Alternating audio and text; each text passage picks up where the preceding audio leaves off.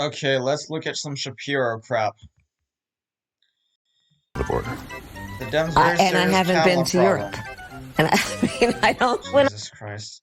Ben has 3 million subscribers. In Guatemala.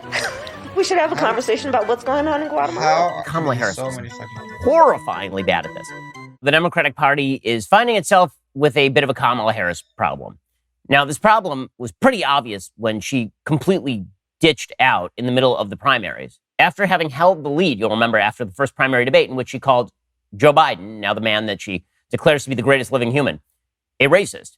You'll recall that if it had not been, apparently, for people like Joe Biden, thank God Joe Biden was not able to stop a little girl like her from getting ahead, is what she actually said in that first debate. Now, of course, and then she suggested that he should step out when there were allegations of sexual misconduct by Joe Biden. And now, of course, everything is hunky-dory. Well, Kamala Harris was such a bad candidate that she fell apart. I mean, You know what? I really gotta say, he just puts me to sleep. I'm just kind of like, I kind of do the same, you know. I kind of often kind of talk like him, and I mean, I know it. I think we've got sort of similar voices and sort of speech rhythms and stuff, but it kind of, yeah, I sort of see how it just kind of puts you, it just kind of just overload, it just sort of overloads you with sort of random stuff.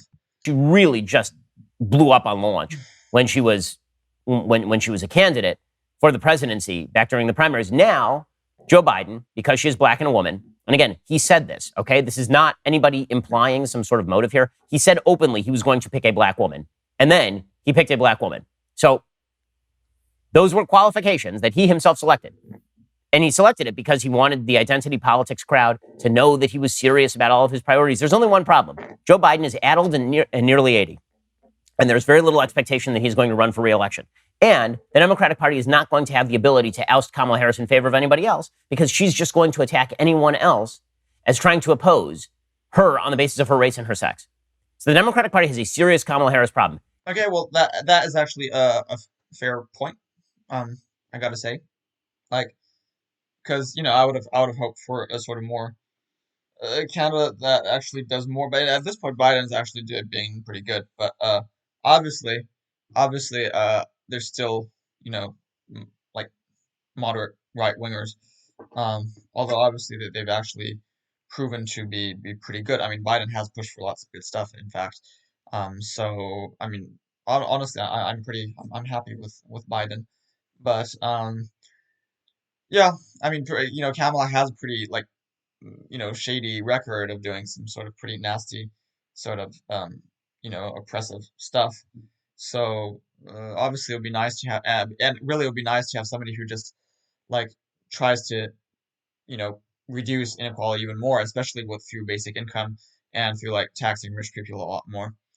But yeah, yeah.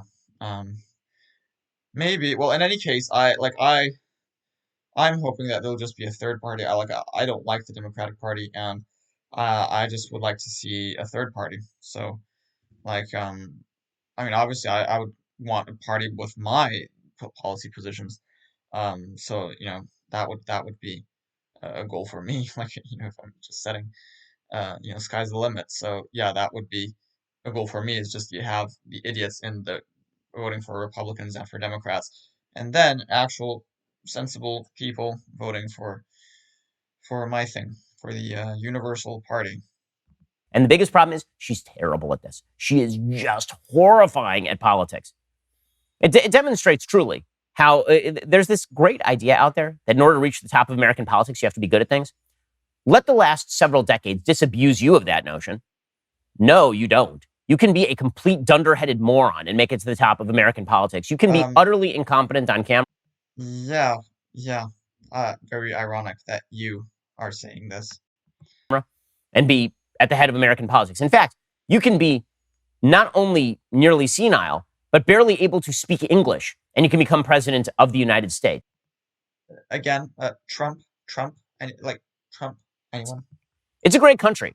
I mean, look at this country. When they say that anybody can become president in the United States, they mean literally anybody can become president in the United States. But I'll tell you one person who's not going to be elected president in the United States. That is Kamala Harris, because this lady is just terrible at it. So she was down in Guatemala yesterday. She's not visited the U.S. border yet to explain why exactly the Biden border administration policy is so bad. But she did go down to Guatemala, where she has pledged to go back to the Obama plan, which is, what if we just threw a bunch of money at the problem? You'll notice that there is a common theme to all Democratic plans, and that is, what if we just throw a bunch of Unlike the Republicans who threw a bunch of money towards a wall. money at the problem? So they're like, what if we just throw a bunch of money at the problem? And the president of Guatemala, he's like, well, that's not going to help because your border policy sucks. Here was the president of Guatemala basically lecturing the Biden administration yesterday. The talk that they were going to allow family reunification made the Coyotes take a lot of children towards the border of the United States. Yeah, so basically their crappy policy caused more people to try and cross the border illegally. Then, just a couple of days ago, Kamala Harris... More people, yeah. That makes sense. Again, it was in the name of family reunification, though, okay? So, like, literally, are you going to, like, keep families apart? Like, that's basically what Republicans want, of course. And, of course, what they want is families to be reunited, but south of the border. Was asked about not visiting the border by Lester Holt, and things got soups awkward. But in any case, restriction to mobility is totally Nazi. It's totally Nazi. So, like, I'm for complete opening of borders, but not before you institute a proper global basic income, so you don't just have a huge flood of people going in. Because Kamala Harris, again, there's nothing funnier in life to Kamala Harris than a question she can't answer. It's the funniest thing that has ever happened to her. I mean, it's like watching an old Jim Carrey flick for Kamala Harris. She can't help herself. When a question is asked of her that makes her slightly awkward, she just starts laughing and guffawing and cackling like an insane person. It's wild. So here is Kamala Harris losing it when Lester Holt asks her, why haven't you been down to the border again? Do you have any plans to visit the border? At some point, we are going to the border. We've been to the border. So this whole thing about the border, we've been to the border. We've been to the border. You haven't been to the border. And I haven't been to Europe. And I don't understand the point that you're making. I'm not discounting the importance of the border. You totally understand the point that he's making, which is why you were lying 1 second ago about having visited the border. I do love that exchange. It's pretty spectacular. We have visited the border. Again, the immigration, the more important thing is, like she'd been saying, it's addressing the root causes and not just about the border issue, which is a very proximate phenomenon. You haven't visited the border. I haven't visited the border. I like that Lester Holt is actually utilizing the old Jedi mind trick on her. It's pretty spectacular.